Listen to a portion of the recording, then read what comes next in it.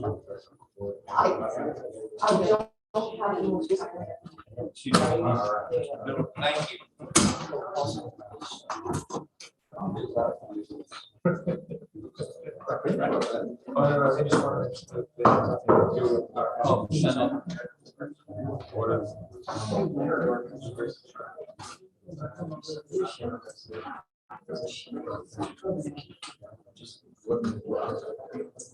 What's that? Oh, no. All right, great, thank you.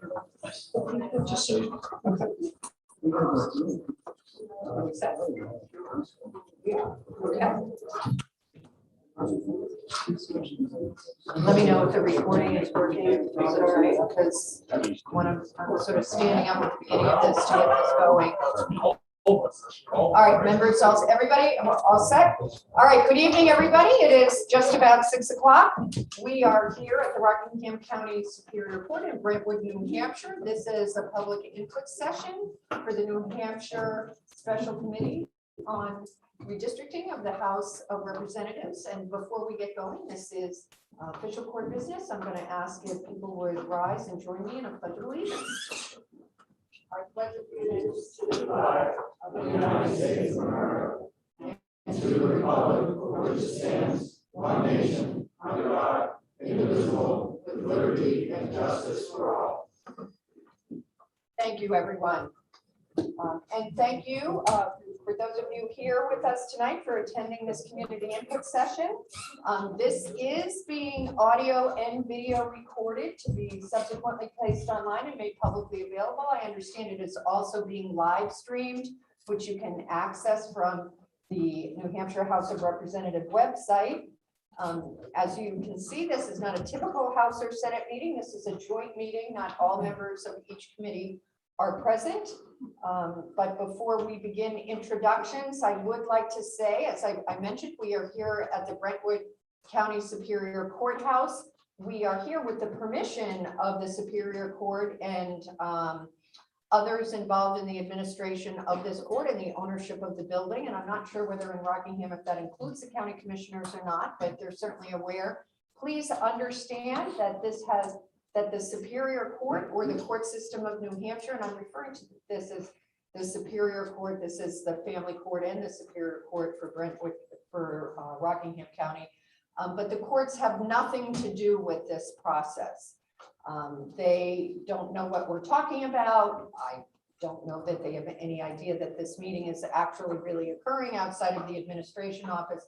They have been very accommodating to us to allow us to use this. It has good parking and is fairly central for Rockingham County. So we thank the court system of New Hampshire for letting us use this facility. But again, they have absolutely nothing to do with the process and have had no input whatsoever in regards to the process itself. How is that, gentlemen? I have a former judge here on the panel who wanted to also make sure I did that. All right, so the first thing I want to do is let you know who we have here tonight. As I said, we have the Senate and the House. The Senate is conducting its own hearing. The House is conducting a hearing. And with us is Senator Gray, who is chair of the Senate Committee on Redistricting. And so I'd like to recognize Senator Gray and ask him to introduce the Senate members with us tonight. Well, thank you very much. Just a couple of housekeeping notes. Senate rules don't allow cheering or booing, that kind of things. That's inappropriate for the venue that we're in. The maps that you saw on the big posters outside, again, the way we take testimony is things that we can get as handouts. So we do have handouts. I believe that the House Committee got those last week and the Senators got them today. So taking care of those. And today what we have is Senator Susie and Senator Birdsell, if you want to say anything. Okay. So thank you all for coming. Thank you, Senator Gray, and thank you, senators, for joining us.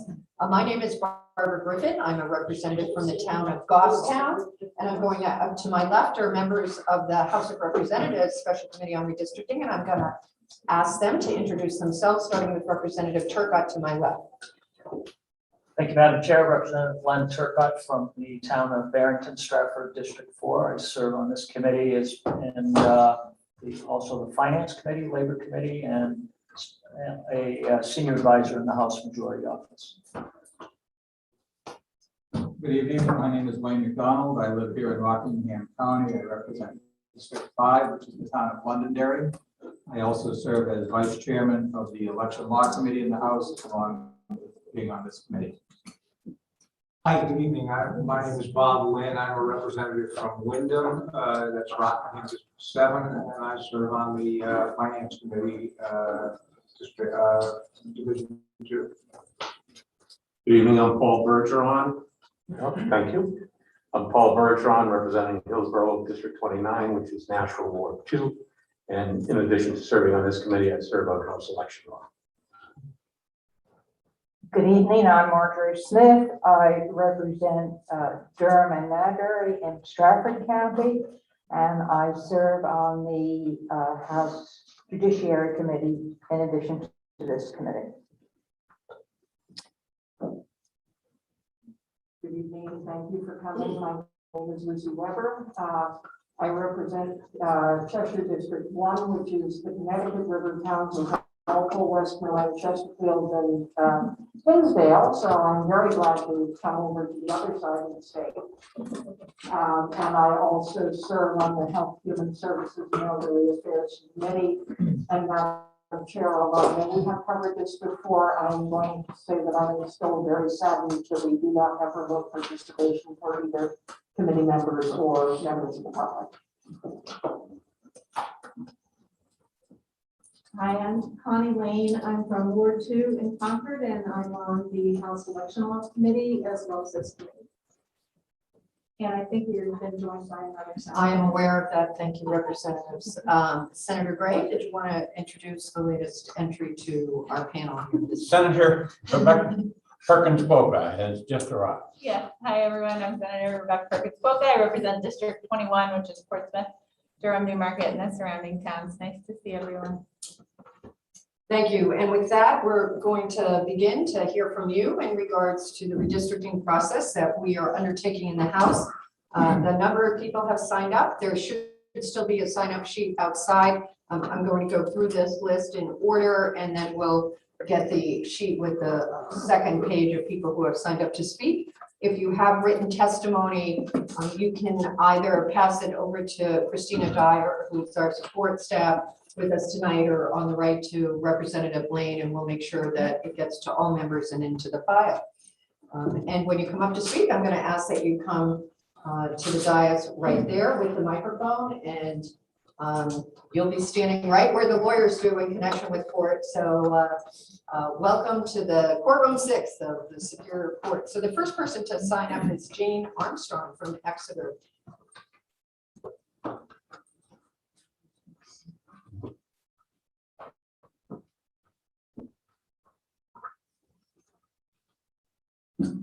Good evening.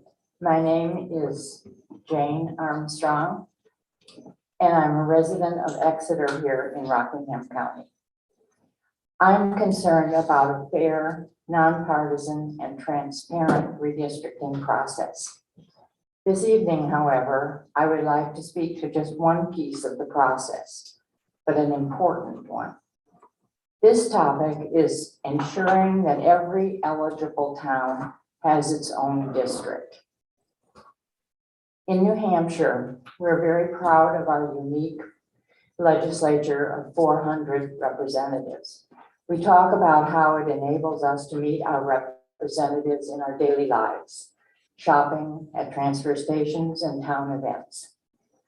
This is why in 2006, we voted to pass the constitutional amendment, which says that when a town population is within a reasonable deviation from the ideal population, which this year, 2020, is 3,444, that town shall have its representative, shall have its own district.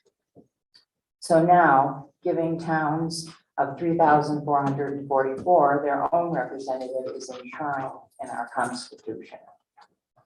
Here in Rockingham County, 14, that's 14 towns were eligible in 2010 for their own district, House district, with a 2010 number of 3,192, but they were denied it. These include Atkinson, Auburn, Candia, Chester, Deerfield, Greenwood, Kingston, Hampstead, Newmarket, Nottingham, Plastow, Rye, Sandown, and Seabrook. I'm asking you to give these towns and others in the state what the New Hampshire Constitution guarantees them. They deserve to have representatives who live in town, representatives who know the people and the issues. I also wonder why, if it was so hard in 2010, why has nothing been done to make the legislative and constitutional changes to fix this problem? The legislature has had 10 years.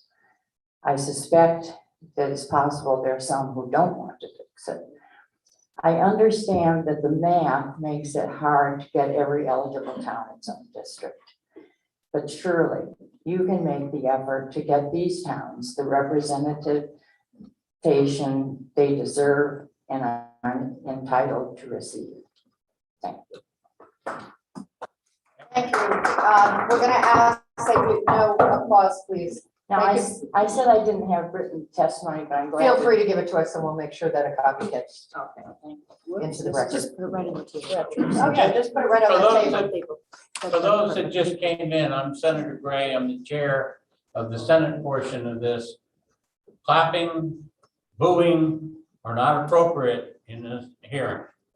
Okay, so I appreciate your cooperation.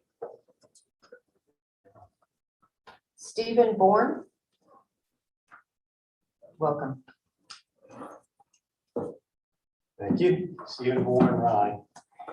This is from our Bill of Rights ratified in 1798. It's Article 10. Government being instituted for the common benefit, protection, and security of the whole community, and not for the private interest or anyone in any one man, family, or class of men. Therefore, whenever the ends of government are perverted and public liberty manifestly endangered, all other means of redress are ineffectual. The people may and right ought to reform the old or establish a new government. The doctrine of non-resistance against arbitrary power and oppression is absurd, slavish, and destructive of the good and the happiness of mankind. So I'm sure you all know that. So I just want to talk about a couple of the phrases in here. All right. When all other means of redress are ineffectual, that means we need to put in the effort to try to make things right and to get the government to represent the people. So for the last 20 years, we've lived under gerrymandering. And by the way, it is Gary. It's named after Albert Gerry, and that's how you pronounce his name. And we need to try to fix that. Now, $100 a year is not much, so we greatly appreciate the time to drive around to all the different counties and listen to people. And it's an incredible first step. It's the right thing to do, to listen to people and understand what we think is broken. All right, but the most important step is the second step. And that comes once you start coming up with a first proposal to make sure that people have the time to look at it and make sure there's not even the slightest suspicion of any gerrymandering. As you just heard, Rye is one of the 74 towns that put forth a petition or motion saying that we want our town leaders to let the New Hampshire General Court know that we expect an open and transparent process with no gerrymandering. Now, I don't think you've heard from the town leaders of Rye saying that that's what the people voted for. I don't see them here. I just spoke to Representative Rhodes. She hasn't heard from them. So it's hard. We're trying to get through that. This is not, gerrymandering is not what the people of New Hampshire, at least the 74 people that went through the effort of getting that warrant article passed on. And by the way, the selectmen did support it in Rye. So the second part I wanted to talk about was emulant of any one man, family, or class of men. Now, emulant, I had to look it up the first time I read this. It means the benefit. And I think we can agree that the class of men is a political party. Now, I've been reaching out to Bill Gardner and Dave Scanlon. They haven't told me, but maybe they'll tell you. How much does the state pay for the the primaries every 2 years for the parties? You should know that number because it's our money. All right, also, you need to look at what the towns and cities spend on that election every 2 years. On top of that, our town, we voted one of the schools, they closed the other school. So it's a lost day of education. It's a big investment that the people in New Hampshire are paying for. And when it's benefiting a class of men or the political party, it's going against our Constitution. And we just heard from the previous speaker, Rye is also one of those towns. The census says we've got 5,400 people. We've had that for a while. November, we had over 6,000 people who voted. A lot of those were the 20-year-olds that moved back. I don't think it was quite 600. But with the 0.7 miles on Route 1, with almost every parcel being developed the next few years, we'll soon be at the 6,800 to have 2 reps. We don't even have one. All right, we share one with Newcastle. Now, Newcastle, as Rebecca can probably tell you, or Susanna Powell-Perkins, that Newcastle probably has a lot more in common with the southern end of Portsmouth. All right, we probably have more in common with Northampton. But Northampton's extra people got thrown in one of those Fortella districts with 4 or 5 other districts. So there's another example that can be happening. Now, I don't really like either party, to be honest with you. I spend a lot of my time trying to fix democracy. If you look around, I don't see a lot of younger people here, do you? You ever wonder why? Why they don't participate, why they don't get involved? You know, I think a good example is, I don't know, any 20-somethings ever said, okay, boomer, to you? Do you know what, really, if you ever talk to them, ask them what that really is about? Mr. Bourne, just keep in mind, we have a number of people signed up to speak tonight, and this is about the redistricting process. Just Thank about you. done, last time, couple sentences. So what they mean by that is that when we're talking down at them, they're looking back at us and saying, who are you to tell me what to do? Forget about climate change. Look at democracy. It's a mess. You guys have made a mockery of it. It's a money-driven process. The party primaries, 30%, somebody can win with 30% of the votes, 70% of the people will prefer someone else. We have to pick between the 2 people. And then we've got gerrymandering, right? And then no wonder why they're checked out. They don't want to get involved. Now is our opportunity to make some difference. It took a long time for everything to get this messed up, but we can you have the opportunity now to put things in the right direction. All right, if the job's done right and do what the citizens want, there won't be a single sniff iota of gerrymandering. That should be the goal. You should look at those maps and no one should question or even doubt that there's any gerrymandering that happened in Hampshire. If that's what the people want, that's a step to take to try to make our democracy work better. Thank you. Thank you. I am gonna ask people to leave if they're clapping. We've made 2 announcements now. We ask that everybody be respectful of everyone who speaks, and that means reacting the same. And we ask of you to be with respectful silence, having considered the comments of everyone. We have had another representative join us since we began taking public comment. Representative, if you could introduce yourself. Thank you, Madam Chair. Representative Israel Piedra, representing Hillsborough District 9. Thank you. Thank you. Thank you. And next up, we have Bonnie Cameron.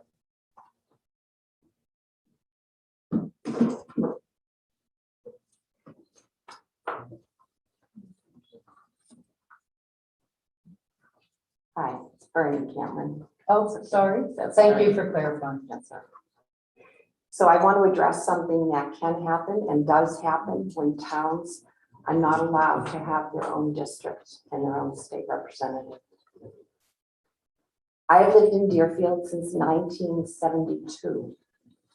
Up until 2002, Deerfield had its own House district and its own state representative. He or she was a resident of Deerfield. He knew Deerfield well. He understood the issues that were affecting our town, and he was an active contributor to the community. He was well respected in Deerfield. He was chosen by the people of Deerfield to be their representative. That's the way it always had been. That is no longer the case. Since 2002, our state representatives have been chosen by the majorities in our multi-district, our multi-town district, not necessarily by a majority of Deerfield residents. For example, we have had individuals run repeatedly for Deerfield town offices, such as school board, select board, and each time these individuals have lost those elections.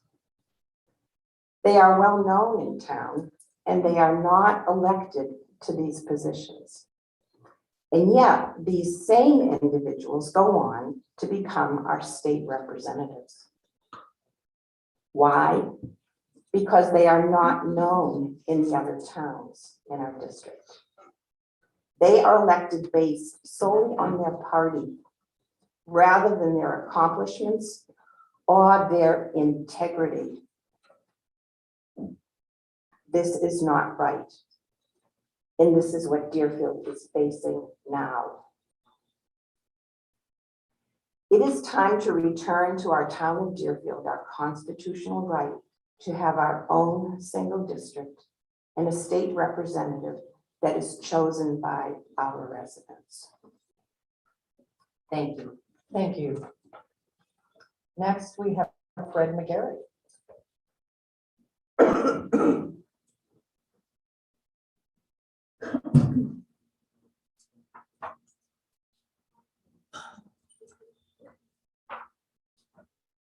Madam Chair, members of the committee.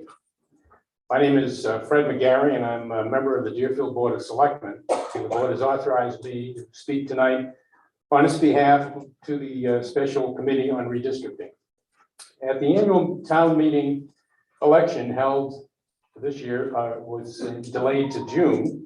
The town voted 477 to 233, urging the legislature to ensure fair and effective representation of New Hampshire voters and to minimize multi-seat districts. The New Hampshire Constitution, Part 2, Article 11 states, when the population of any town or ward, according to the latest federal census, is within a reasonable deviation from the ideal population for one or more representative seats, the town or ward shall have its own district of one or more representative seats. The 2020 population of Deerfield was 4,855, well in excess of the population requirement of 3,445, which I think I got wrong, 300,444. For each representative in New Hampshire. The Deerfield Board of Selectmen received petitions from over 80 voters calling for the board to advocate for Deerfield's own representative district. Each member of the committee has a packet with a copy of those petitions. After the August 2nd meeting of the Board of Selectmen, the board voted unanimously to urge the Special Committee on Redistricting to establish a representative district exclusive to Deerfield. The Deerfield Board of Selectmen concurs with the vote at the annual meeting and the petitions it received and urged the Redistricting Committee to establish a representative district specific to Deerfield. Thank you for this opportunity to provide my testimony. I'd like to thank the committee for holding this public hearing and providing New Hampshire residents and citizens the opportunity to offer input into the redistricting process. Thank you. Thank you, Mr. McGarry. Next, Virginia Clifford, please.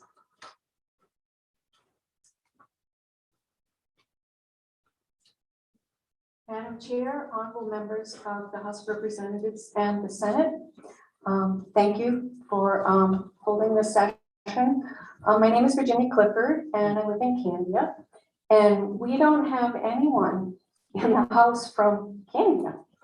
And so people so far are speaking to the same issue that I have a concern for. I vote for 4 people. We select 3 people from District 2, and we we vote for. And we vote for one person from District 32. None of them live in Candia. Of the four, 3 live in Deerfield and 1 lives in Nottingham. So as other speakers have already stated, I think it would be very beneficial to Candia to have a representative in the House of Representatives. And reflecting on this, I guess just one comment I would make sort of from my own point of view and maybe an editorial perspective is we have too much partisanship. And if I were to vote from someone from Candia, I wouldn't really be considering, and maybe I should, but is this person a Republican or a Democrat? I would be saying, has this person been a selectman? Has this person worked at the polls? What has this person done to contribute to the civic responsibility of the town? So again, I really would appreciate having a representative for the town of Candia, and we have almost 4,000 people now. We're just shy. Thank you very much. Thank you. June Fabry from Exeter.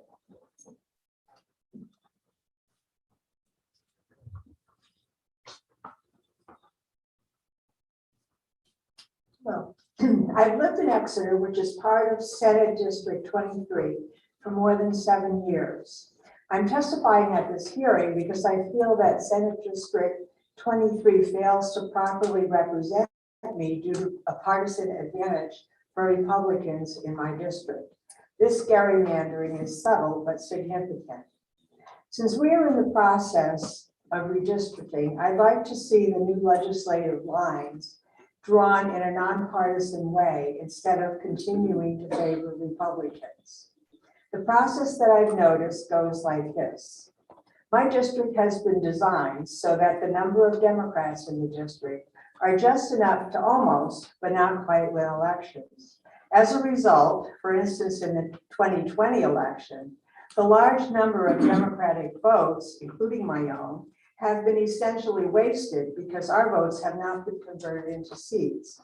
In a 2016 article, New Hampshire Public Radio describes their election research when one party consistently loses by thin margins, an efficiency gap that calculates wasted votes develops. Diluting the Democratic votes this way makes my districts and others less competitive. My voice and those of other Democrats have not been represented in Concord by the Republicans who have been elected in the past. When this process happens across many districts, the partisan disadvantages for Democrats multiplies, resulting in huge numbers of Democrats losing proper representation in Concord. Now is the time to right this wrong. It is the time to redistrict in a nonpartisan way. Thank you. Representative Joe Guthrie.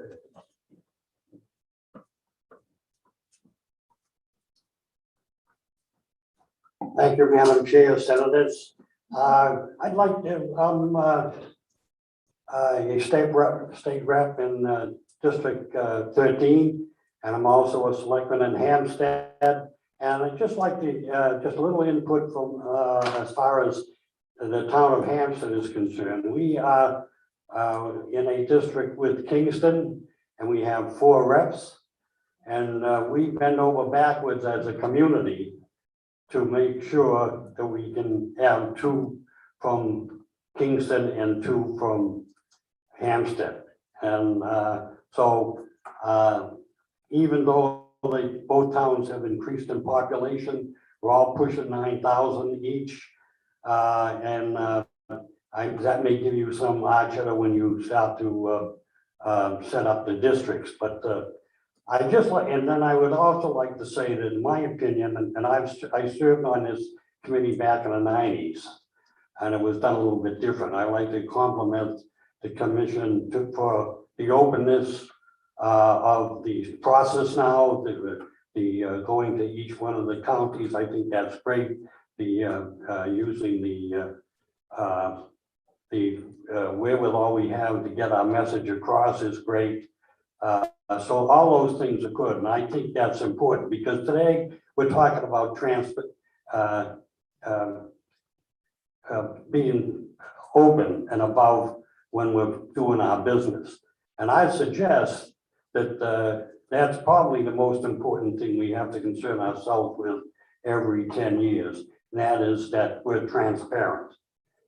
And I would suggest to you that because of the process, it's very difficult to be more transparent than you already are. But I think that every effort should be made to be transparent.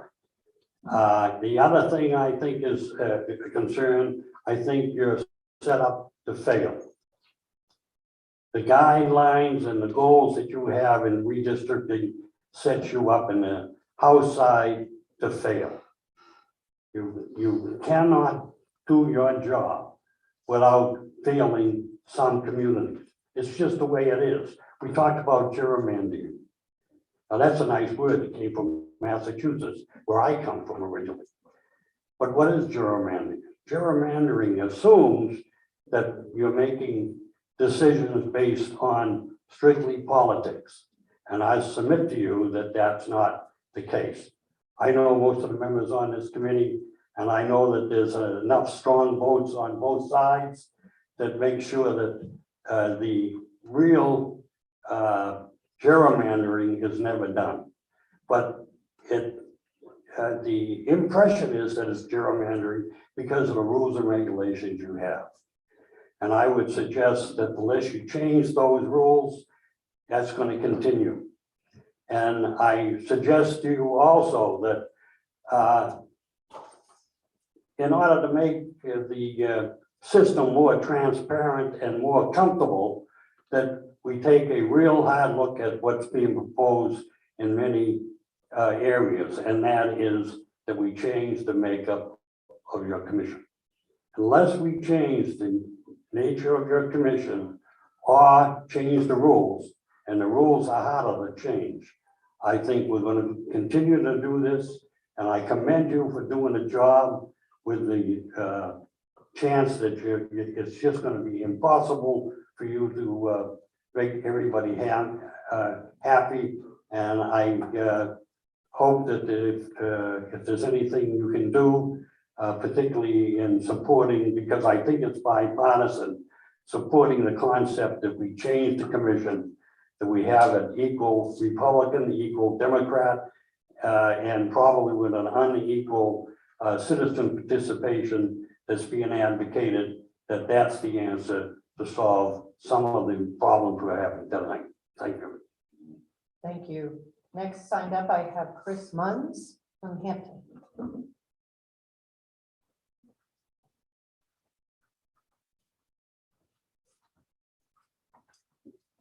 Madam Chairman and members of the committee, my name is Chris Muns. I served as a state representative representing Hampton between 2012 and 2014.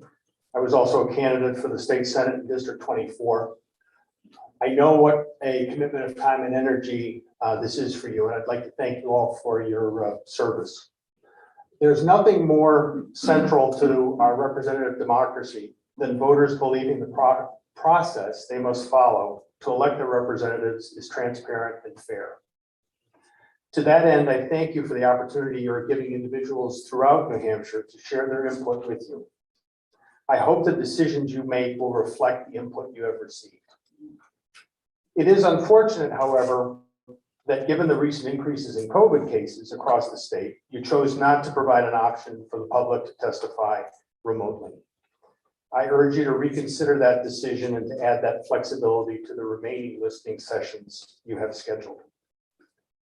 In light of the comments made by the chairman of the New Hampshire Republican Party that maps will be manipulated so as to favor his party, it is essential that you not only renounce those statements, but that you commit to holding another round of hearings after the maps are drawn, so that the public has a chance to provide you with their input, and so that you can demonstrate that the process used to draw those maps was indeed fair.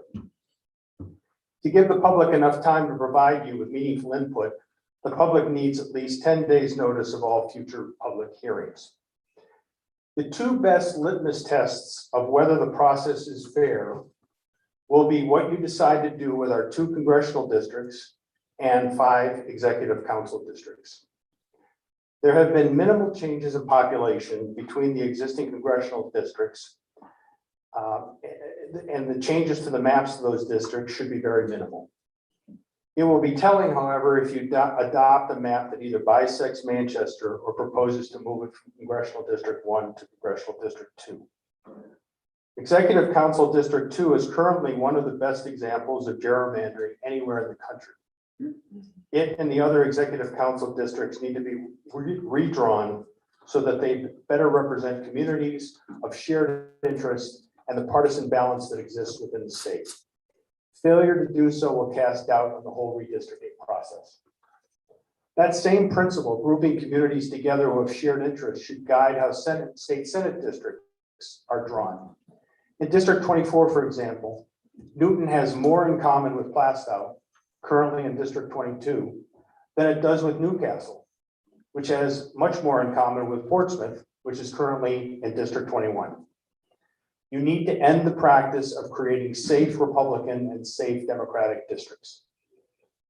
Wherever possible, every town with more than 3,500 residents should have at least one state representative representing just that town, and we should minimize the number of flotarial districts. Where a flotarial district is necessary, the principle of grouping communities with shared interests should be followed there as well.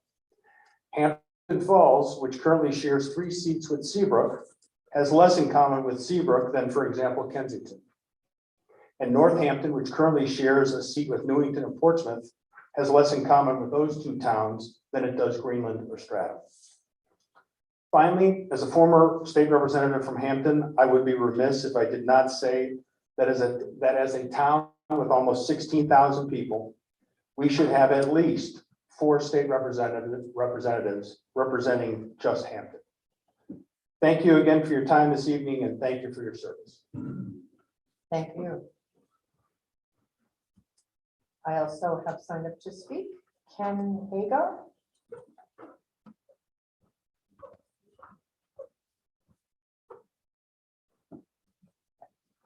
I apologize, I think I probably mispronounced your last name. It can be pronounced a dozen different ways. Thank you, first of all, for giving me the opportunity to speak. I've been sitting back there and my opening has probably changed a half dozen times, but it always comes back to one thing. This would not be my preferred method of redistricting. I would have an independent body made up, that I would follow what Mr. Guthrie said, of an equal number of Democrats and Republicans and augmented by a group of citizens, because you need an odd number in order to get a majority of one side or the other. I don't know any of you, except for Representative Bergeron. I'm going to assume you're all fair-minded people. But I've been living in Rockingham County for more than 40 years, and I know some reps who are anything but fair-minded, and that's the people I'm afraid of.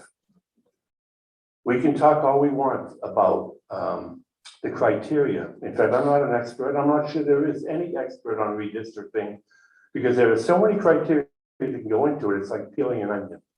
The gentleman just spoke before me about this town having something in common with that town. What does that mean? Shared school district? Shared water departments? I don't know what that means. I do know that the worst criteria is political, based on party affiliation. And that's what I'm afraid is going to happen here. Mr. Muns talked about, I didn't even know how bad the Executive Council District 2 was until I saw it on a map. And I thought, you know, when I'm in power, that's what's going to happen. So let me just give you just a little anecdote that may or may not have any relevance here. I used to coach a lot of rec sports when I was a kid, and soccer especially. You always had trouble getting enough kids to play the game. So you'd show up and it's supposed to be 11 and the other team would have 9, or I would have 9, he'd have 11. And the overwhelming majority of the time, we adjusted our rosters to play evenly. If he had 9, I would play 9. And that's what I'm hoping is going to happen here. Just because you're in a position of power, because you're in a position of majority, doesn't mean you can't be fair, because the table is going to turn someday and you're going to be on the losing side. And one game we played, the opposite coach decided to play his 11 against my 8. We got beat. And I was coaching 12-year-olds at the time. And they were old enough to know that that wasn't fair. And we played that team later in the season at even strength. We swamped them. And the reason was because my kids remembered that they hadn't played fair and it gave them extra motivation. So you Democrats, Republicans, whoever is in the majority at a particular time when these decisions are made, has to remember that it's going to turn. The tide is going to turn someday. You're not going to be in the position of majority. And I just hope that the opposite side is fair if you've been fair. Thank you. Thank you. Harriet Katie has signed up to speak.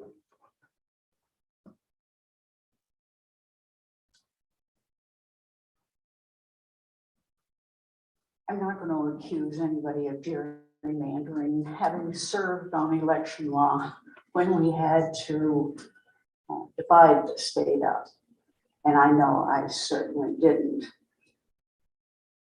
The other thing is, to people here, whether they remember it or not, the last redistricting was done by the courts. And they joined us. However, they decided, I don't know. So I look at it that what I would love to have is every town represented. I realize we don't have that in our Constitution.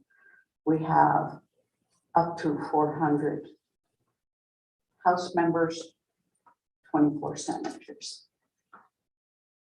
What I do want to see, is it possible a state rep? In my town for years, we had Roger King, of whom one of the previous speakers spoke. And anybody could talk to Roger. That's what I want.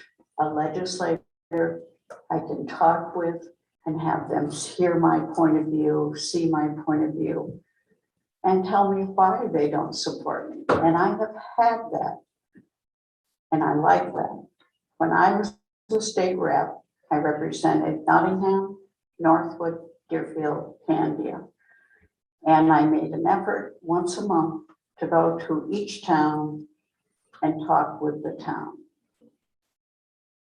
Nottingham was fantastic. We had people ask us would we would come on Sunday, and Vic Bicknell and I would go over one Sunday a month and take any question they had on what was going on in the legislature. Other towns, we had to depend upon speaking to the selectmen. I want to thank you all for doing this job. It's a hard job to do because you always have dissatisfaction with somebody. But I know what it is to redistrict. When we did it in 2002, my committee did it, 2003. But when the court did it, we had a real mix-up of towns. And I have seen the legislature go from Republican to all Democrat to Republican, so that it changes off. And I don't see people understanding our government. That's what I feel the strongest about. We really need more education in how New Hampshire's legislature, executive council, and governor work. Thank you. Thank you. Gory Warnock has also signed up from Hampstead.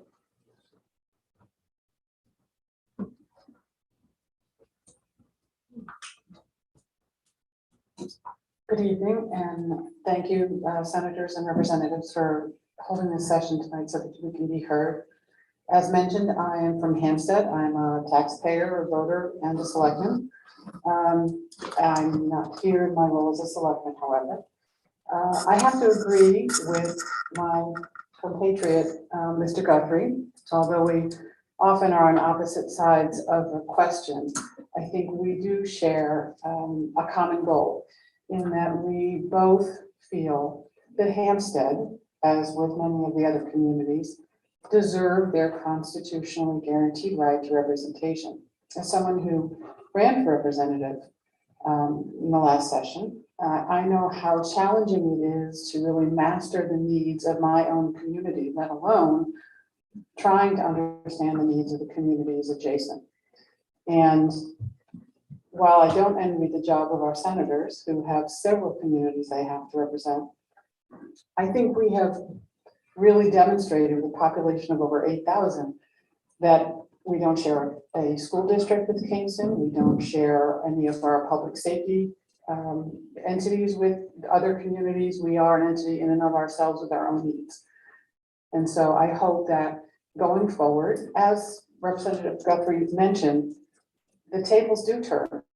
And I think it's in all of our best interests to come up with a fair process that is transparent, that is, gives notice of at least 10 days of these public hearings so that the public is available to participate, that does allow the remote testimony because we know that there are still folks that are at risk in attending large gatherings like these, and that make the effort to really make this a public event, which I do appreciate when you mentioned it would be live streamed and then would be recorded as well. So thank you very much for your time tonight.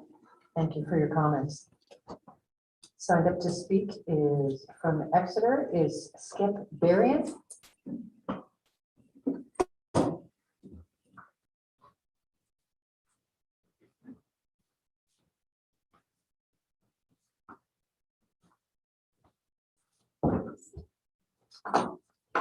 Thank you, Madam Chair. Nice to see some familiar faces around this table from my past experience. Thank you for your work to address the monumental task of creating social, economic, and political balance within New Hampshire. This is a dangerously polarized time for our state. And you have the opportunity, yes, you have the opportunity to address this fractured status by creating responsible and fair electoral districts in an open and transparent manner.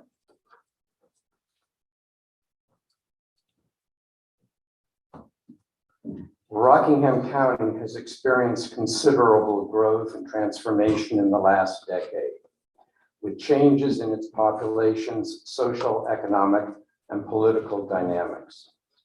In particular, I would like to address the needs of the Senate District 23, in which I live, and from which I served 3 terms in the New Hampshire House. The current district includes the towns of Exeter in the east to Chester in the west. These towns have divergent orientations, either toward the Salem I-23 corridor versus the seacoast of Rockingham County. If you could consider a redistricting of Senate District 23, I propose a plan that would acknowledge the social and economic realities of this part of the state. This plan would completely or almost completely include 3 large school districts or SAUs, which are currently distributed among 4 Senate districts. This alternative district would also include major commercial centers located in Epping and Exeter, which are frequented by people in these towns. This alternative plan would take into account the natural affinities of the population in everyday life. Politically, District 23 has been dominated by Republican voters for decades. This alternative plan, by my estimation, would continue with Republican voter domination. However, by judging from the current House reps in these towns, there would be a slight increase in Democratic voters, thus contributing to a more equitable political division, what I think also should be a goal of redistricting. I offer this plan for your consideration, which maintains a stable population size within the district as you proceed with your deliberations in an open and transparent manner, as you've heard from so many people tonight. We hope that there will be time for public scrutiny and public comment as well. I acknowledge that you have many, many issues to consider. And in my plan, yes, you have to rob Peter to pay Paul, and that's going to be a difficult process for you all. But I thank you for giving this consideration. Thank you. Thank you very much. For people who didn't hear, this testimony will be online. He had a specific towns that he proposed to change for the Senate district. Jackie Groy, Representative.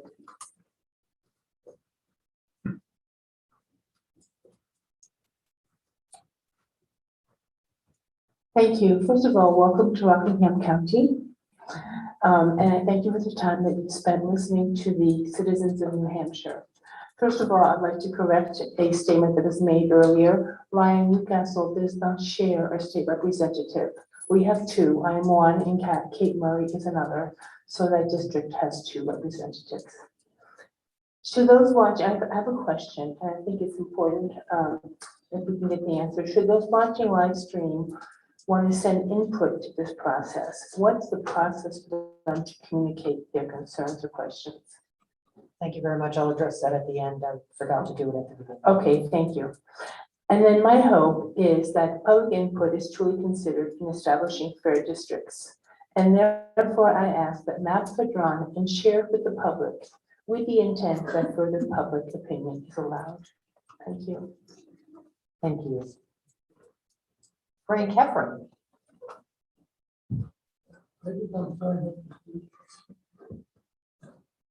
Would you like to? Okay. Matthew Storer from Chester. Oh.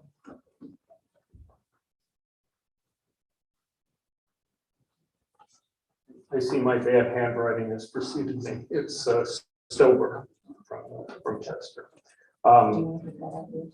Thank you for holding this listening session and for undertaking the important work of preparing a redistricting plan consistent with the Constitution and the laws of New Hampshire to ensure fair and effective representation for all citizens of Rockingham County and the state as a whole.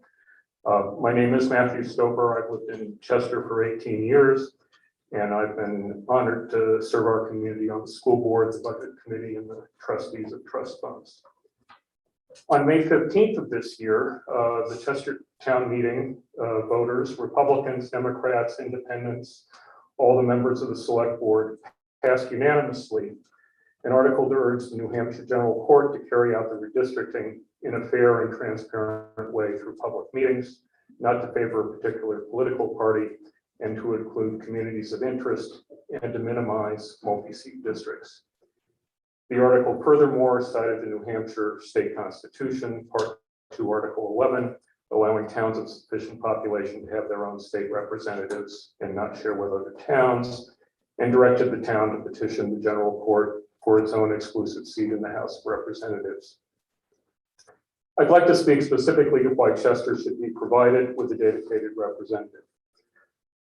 Chester currently is in Rockingham District 4, including Auburn, Chester, and Sandown, which have 4,953, 4,786, and 5,986 citizens, respectively. That's 15,707 in total. 5 representatives are elected to serve all 3 towns collectively, since each town has more than 3,444 citizens required for a dedicated representative. We hope it would be possible and in compliance with the Constitution to do so. With respect to Chester, as others have noted about their town, we are a unique community bound together by where we live and our common interest in supporting our friends and neighbors and the Chester way of life, far more than we're bound to any particular political party.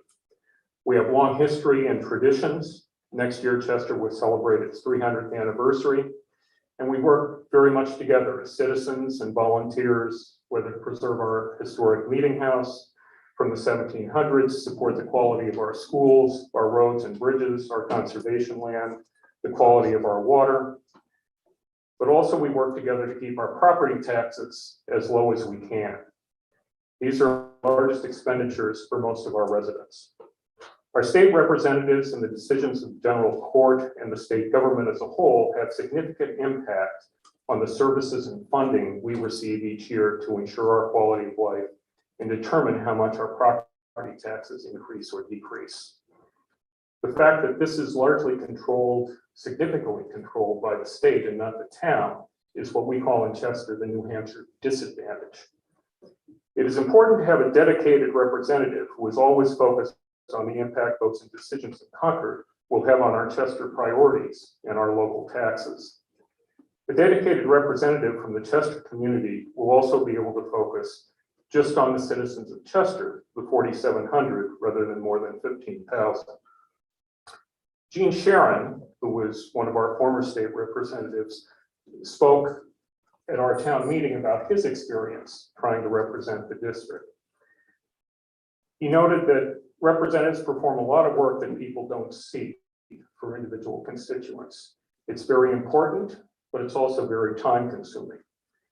He noted that Chester qualified some years ago for a single representative, and that when he served, it was a stretch for him to serve all the representatives across the 3 towns.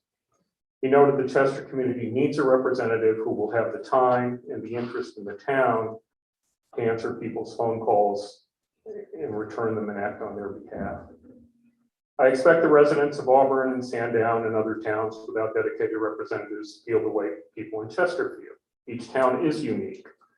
We are focused in New Hampshire on the community in which we live, not on the state or not on the national politics. It's the community where we live, and we will benefit from a dedicated representative to help in the State House to promote our views and to hold the state government accountable for taking actions to help control our local property taxes. Along with the other citizens of Rockingham County, I look forward to the opportunity to review and comment on the redistricting proposal from your committee when it is complete. And I hope you will decide to provide dedicated representatives for Chester and other qualified towns. I thank you for this opportunity and appreciate your consideration. Thank you. Thank you. I believe I have someone else from Chester here to speak on, I just copied your name down, Deborah Offshore. Not even close, it looks like. Dana Theotis from Chester, thank you. Obviously, my penmanship is also poor. I appreciate elected representatives where it is a professional job with a volunteer salary. And each of the volunteers here are responsible to their own community. When I look around, I see a specific demographic on where you are, but also behind me, where people like myself and younger are not represented here. And that is a large part because of the responsibilities that we have that are pulling us in different directions. However, COVID and emergency rulings allowed in our community for online meetings, and that allowed for increased participation. And I would ask that this committee consider a more inclusive opportunity for a more diverse group to speak to you. In Chester, we have a small community, a very active community, and we meet our representatives at town fair, at the transfer station, at election day. This is an opportunity for us to speak directly to our representatives. And if we do not have someone in our exact community, we don't have direct representation. And that is something that as a New Hampshire resident, we should have. I also do really look forward to the opportunity after the maps are drawn to have a second public comment to discuss the reasons that you've chosen to place the communities together. Thank you. Thank you. Erica Veers from Hampton? She had to leave. She had to leave. Thank you for letting me know. Christy St. Laurent.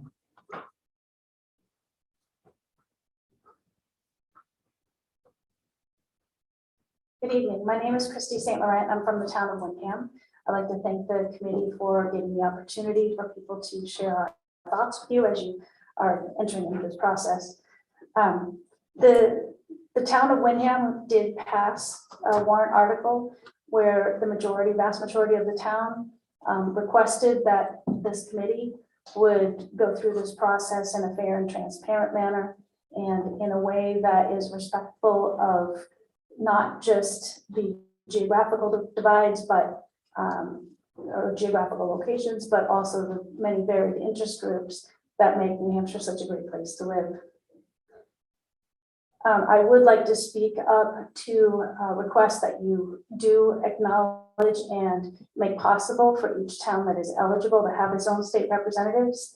Windham in the last redistricting was separated from Salem.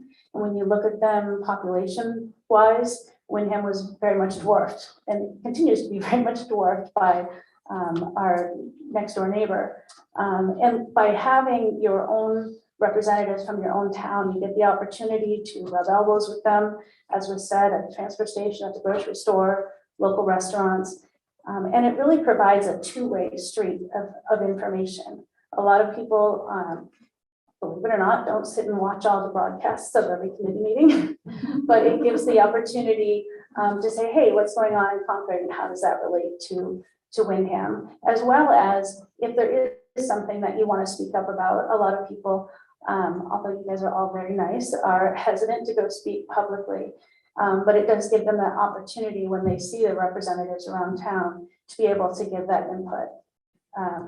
And so that two-way street kind of works its way up the ladder as well for the state senate districts, for the executive council districts. And as was mentioned, executive council district 2 is crazy. You know, if you look at the way it goes all the way across the state, very diverse regions that it represents and very, very different issues that the different areas of the state are going through. I can't even imagine trying to wrap my head around all of the issues across that whole district. So I would respectfully request, as you go through this process, that you do recognize the number of towns in New Hampshire that did pass the warrant articles and in that way spoke directly to you and the rest of the legislature in redistricting in a way that is fair and transparent, reflective of our state and our demographics, and without gerrymandering. I would also like to ask too that in this process that the maps are made available both to the legislature that's going to be voting on them, but also to the public with enough time for careful consideration before the votes are made so that further input can be made. And I thank you for your time. Thank you. Also signed up to speak from Greenland, A. Passer.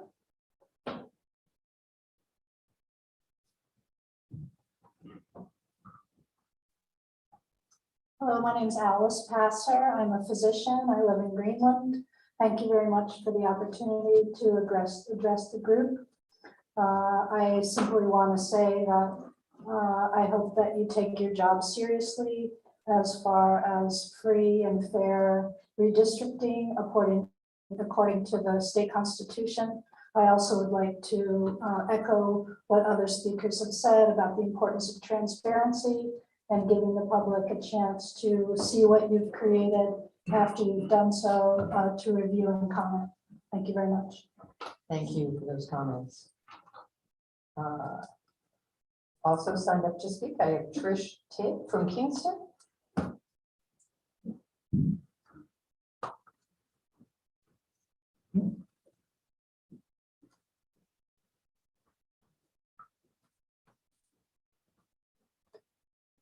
Hello, I'm Trish Titt. I am a lifelong resident of Kingston.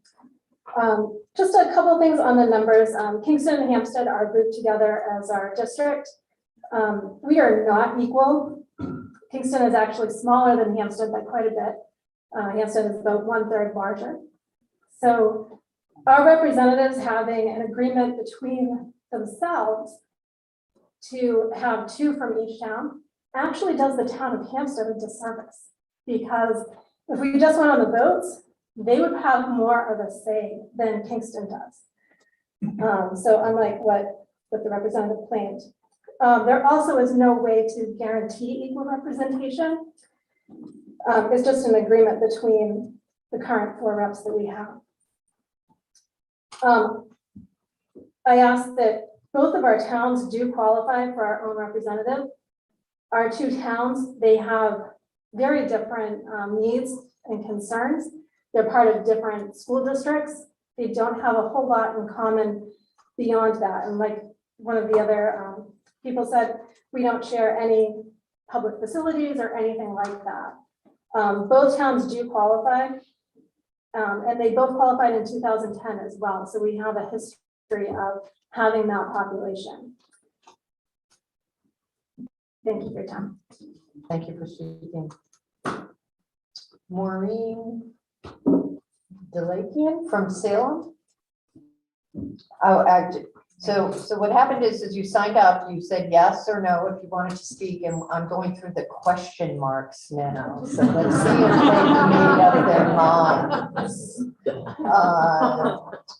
Phyllis Mackey from Newfields, it looks like.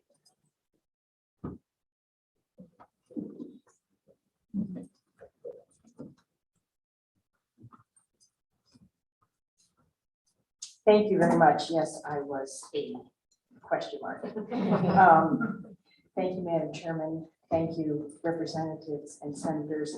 And I would also like to say thank you to everyone here, because I think with everything we've seen this week, there have been a number of examples of a lack of civility at some hearings and political things. And I just want to say, I was a little worried coming here today going, oh, is this going to be okay? And I just want to say thank you to everybody here for being professional and civil. Thank you.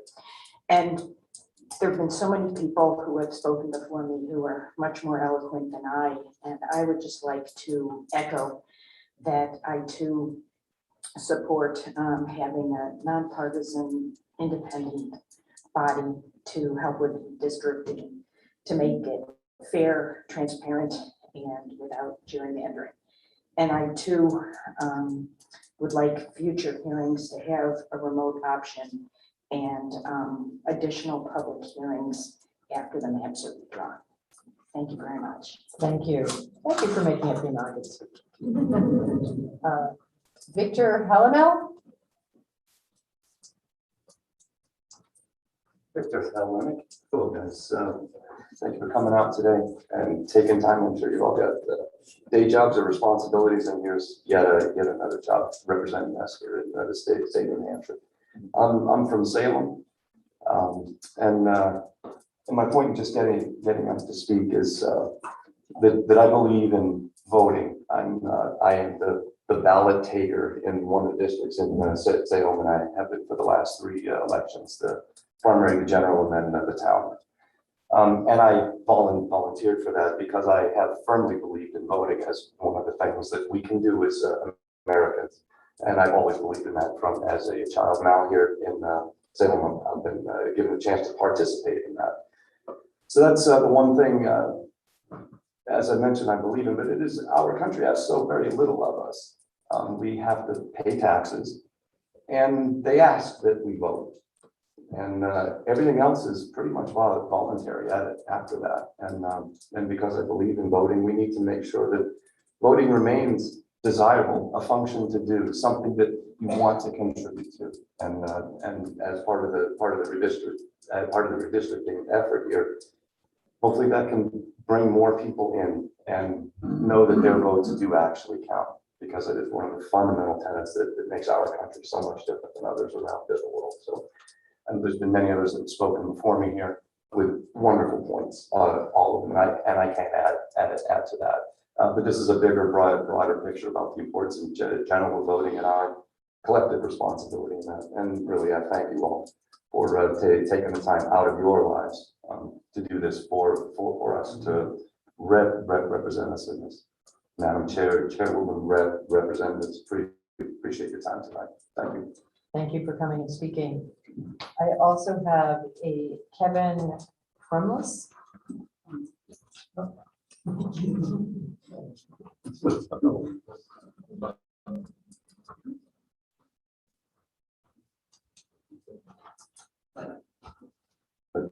Good evening, folks.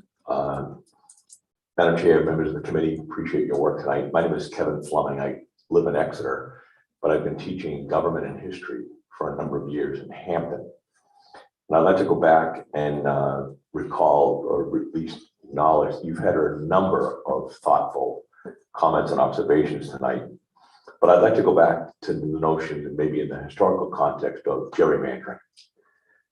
There is a cynicism, may I sadly tell you, that is in the younger generation that speaks to the notion that money and partisan politics have poisoned the elections and the governing.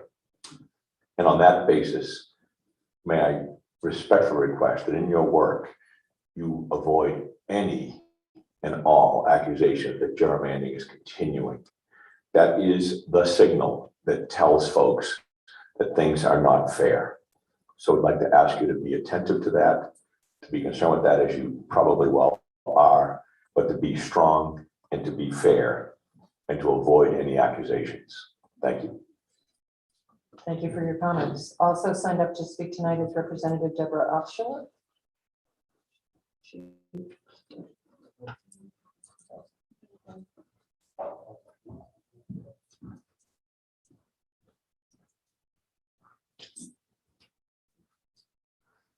Thank you. Good evening, and thank you all for dedicating your time and talents to our state. Your efforts to be here in Rockingham County tonight, I know some of you have traveled a great distance, are much appreciated.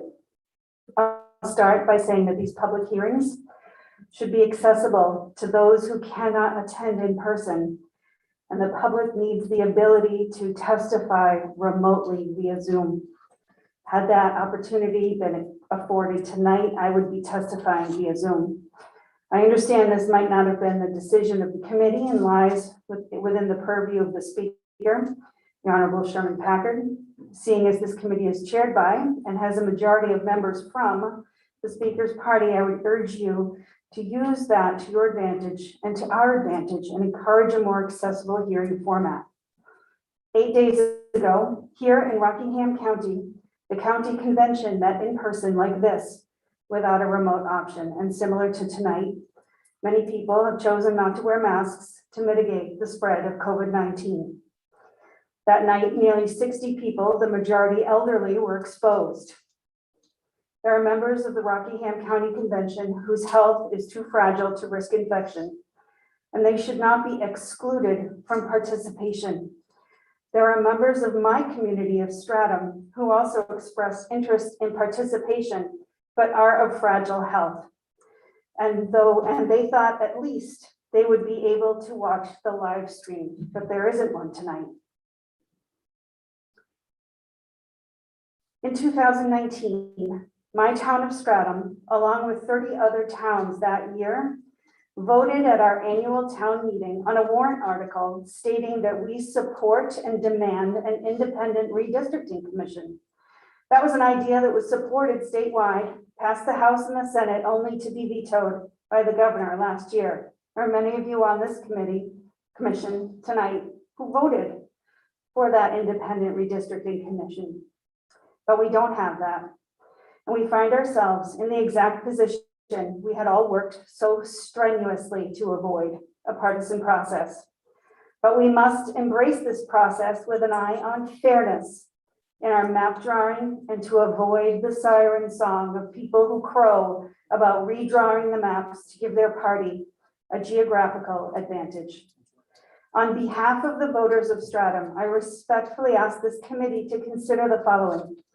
As voters and citizens, we have common interests with our neighbors, particularly with school districts and public services where they are shared.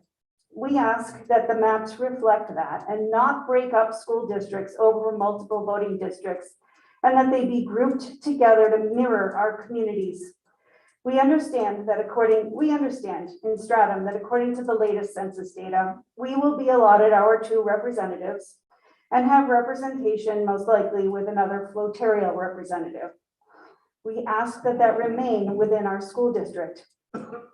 Here in Rockingham County, there have been changes in populations to the towns of Nottingham, Deerfield, Candia, Auburn, Chester, Atkinson, Plastow, Hampstead, Sandown, Kingston, Newmarket, Seabrook, Greenland, and Rye. They should each have their own dedicated districts in this round. We ask that a correction to the Executive Council map be executed by this committee. The District 2, as it is known, the Dragon District, is nothing short of ridiculous and cynically drawn in its geographical scope. It is a poor reflection on us as a state that it was gerrymandered in that way, and we can do better. Why the cities of Rochester, Somersworth, Dover, and the towns of Durham, Madbury, and Rollingsford are not in our district is a 10-year-old mystery. Perhaps this committee can solve that. We ask that the congressional map be reflective of the competitiveness that the maps have now. There have been only nominal changes in the populations of those current districts, and there should not be any drastic changes like the often bandied about idea of the rumored carving out of Manchester and allotting it to District 2. That would be unacceptable. And as for transparency, the public needs more notice for these public meetings. And as I mentioned at the beginning, they need to be accessible to everyone. And finally, the minute the draft maps are finished, we need to have digital accessibility. The public needs digital accessibility to those draft maps. And we ask you to please come back here to wonderful Rockingham County for another round of statewide meetings to repeat an opportunity for the public to put input into your work product. I really thank you for your time and dedication to this laborious task that will either produce manipulated maps that reflect the ideologies of a singular party, or fair maps that reflect the true New Hampshire in the fairest way we can be. Thank you. I will email my testimony to you. Thank you. Is there anyone else here tonight who would like to speak? Come on down, sir. Thank you.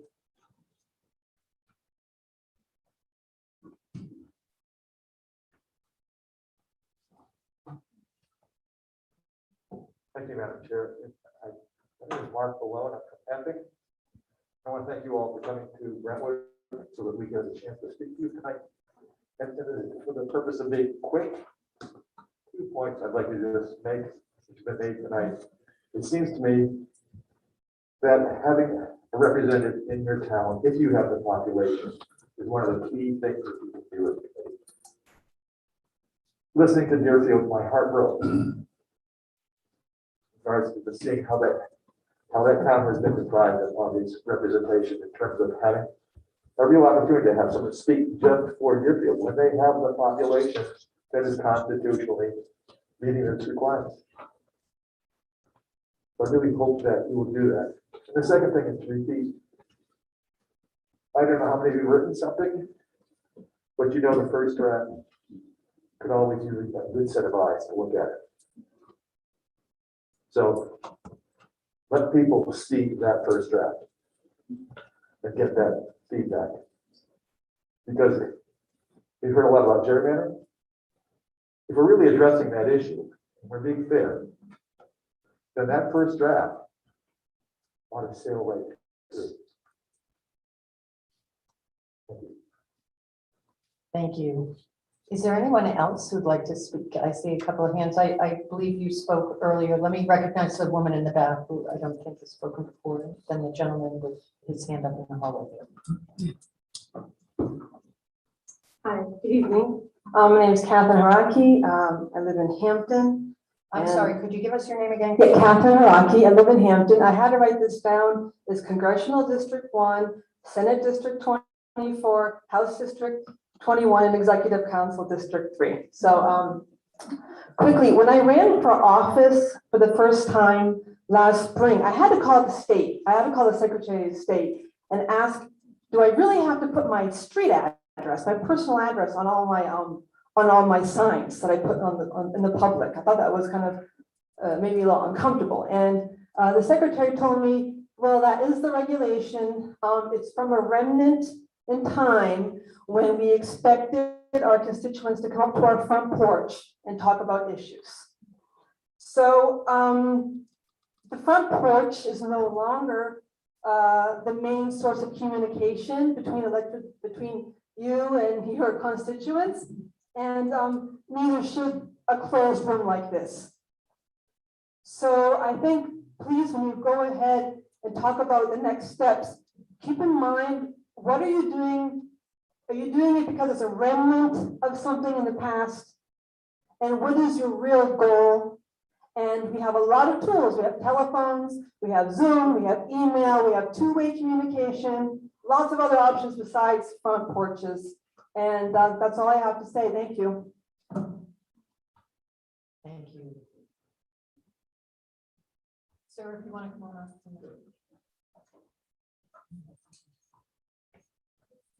How's it going? I'm Mark McLaughlin from Northampton. So I sort of got involved with this sort of as I'm an independent voter, worried about where democracy is going, and you've heard all the stuff, but I think the main points I wanted to make. But my main thing was how much I learned working with Open Democracy on trying to draw some maps that looked fair, and how much the devil's in the details and in the weeds. And I felt I was a pretty educated voter, and then I realized how much I wasn't. And I think that's all the more reason why it's going to be really important that when these maps are drawn, initially they are shown to people and somewhat explained as much as they can. To me, the most important thing is that the districts are competitive at the congressional level, the executive council, all of those. And to be honest, the 2010s actually had that fairly competitive across the board. That's something I certainly want to see maintained. And I think the more this can be out there and shown to the public, and I appreciate having this listening session, I think that's going to help New Hampshire voters stay involved. And I hope that you'll strongly consider having the maps once they're preliminarily drawn for at least some type of comment. I know it's a lot of time, energy, and resources to do it again, but I think it may help get more people involved, which is what we need to do. So thanks for your time. Thank you for your comments. Are there other persons here tonight? Yes, ma'am, I'm sorry, come on.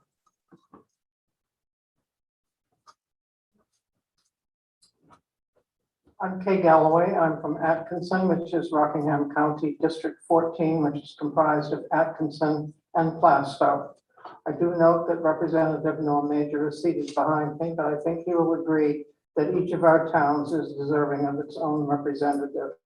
Each of our towns is right about 7,000 residents, and we have about 5,500 voters in each town. I add my voice to those who have echoed it loud and clear that we need independent districts if we've met the criteria. Thank you for your time. Thank you for adding that. Is there anybody else with that? Come on, sir.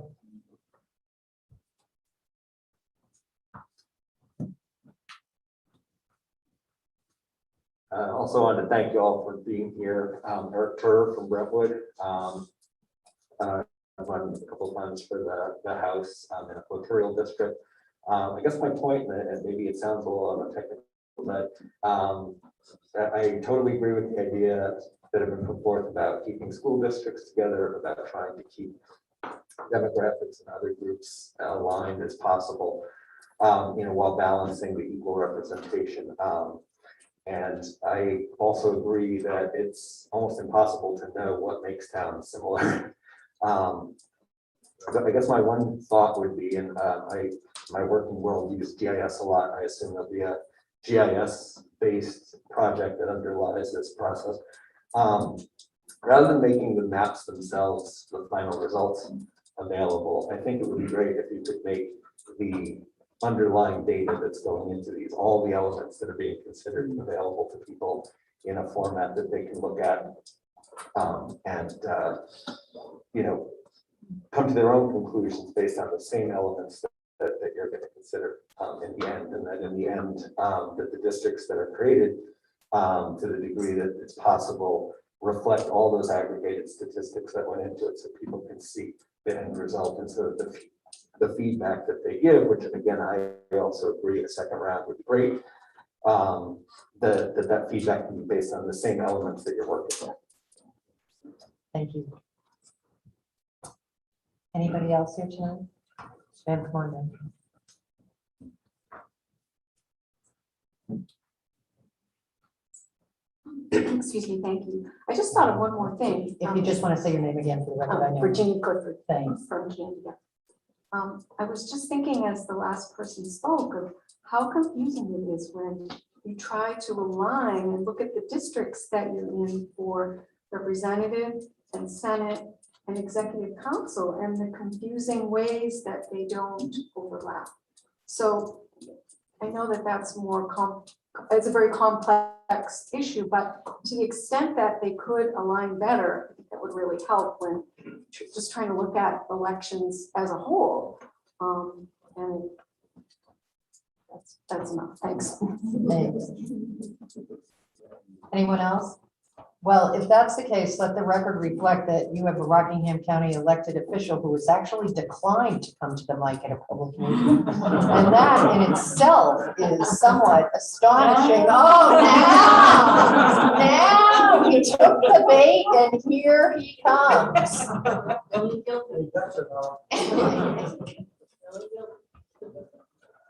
Madam Chair, could I just add that I believe that this is the chair of the Rockingham County delegation, if I'm correct, as well as the chair of the Ways and Means Committee and a very long time distinguished member of the New Hampshire House. Well, thank you for that. That might be, but we're still on the record, so you need to tell us who you are. My name is Representative Norman Major. I represent the town of Atkinson and Glasgow. Thank you. And I also, as chairman of the county delegation, I came here tonight to listen to the testimony. And from what I heard, there's great testimony. And then a constituent of mine from Atkinson, Kay Galloway, I agree wholeheartedly with her that we need to make as many single districts as we can so that these communities get their representation and they're not swamped and robbed of their representation by a large community that they may put with. Thank you. Thank you. There you go. Teaming up they are. Anybody else here tonight? All right, I want to thank you all for coming, but before we close up, I want to make a couple of announcements. First of all, this meeting was live streamed and it was working the entire meeting. That was verified. I don't need to be rude when I was looking at my phone, but I'm doing various things which include making sure that things are working, because you might suspect that sometimes we have technical difficulties and we need to be aware of this. You also heard a lot tonight that people want remote access. Well, the reality is you have remote access to the committee members, all of you here or people at home. There are websites at the New Hampshire General Court page. On the home page for the General Court, there is a direct link to both the Senate Redistricting Committee and the House Redistricting Committee. If you choose to go to the various chambers, the Senate or the House, we are on the House side, the Special Committee on Redistricting, and on the Senate side, Senator Gray, what is your official title? For the redistricting. Senate Special Committee on Redistricting. There you go. And there are the person who set it up. Give the answer. So there are links on the committee sites to each of those committees. This is the process you would use to look up any committee and its business at the State House. On the House side, once you get to the Special Committee on Redistricting, you will find various links there that will allow you to look at the materials we've been provided at committee meetings, watch our meetings, which are online from YouTube recordings for you to be able to see it. You will have a link for you to email all members of the committee. It will have a link for you to submit testimony. It has a link for you to submit suggested maps. You can look and see what people have submitted. There are some maps up there right now that people have submitted for consideration for the committee. So, and you will be able to look there tomorrow, actually, to see the video of tonight's meeting. So we are trying to provide as much remote access as possible. And I want to thank you all for coming out tonight. We certainly appreciate your comments and your appreciation and your participation in this, and appreciate it greatly. And drive safely. Have a good rest of your evening. Representative Weber. Thank you very much, Madam Chair. I have only one question, which is, I know that our schedule has been somewhat disrupted, but do we have any idea of when we will actually have maps for people to look at that are the committee's maps? There's nothing scheduled right now on that. And I, as a matter of fact, was hoping to hear last week at our meeting that people were working on maps and when they were going to be done. And I didn't hear from anybody, but we'll be working on that schedule. And thank you. And thank you, everybody, for coming tonight. Before the Senate closes their hearing, I can't talk to the committee members individually because of RSA 91A. And I just wanted to, for the Senate members, that if you look at the maps that were provided by Mapathon, that they make a significant change in Manchester into 2 districts instead of the sharing of the outside communities, because I think Manchester comes in very close to the ideal number, breaking it into 2. They also break Nashua into 3 districts because I believe that you can't really do Nashua and get within the right percentages. You're +7 if you do that. And then down into the executive council one, they list it as a pro that Manchester, Nashua, and Concord are all in separate districts, where I would think that they would be communities of interest. So our first meeting, that's a couple of the first things that we will take up, and we will schedule those meetings as soon after we finish the hearings. If one of them, like Belknap or whatever, hangs out, we may actually have a meeting before that. But again, just Senate business, so that I've done it in public, so I don't violate RSA 91A. All right, thank you. With that, I close. Thank you, everybody.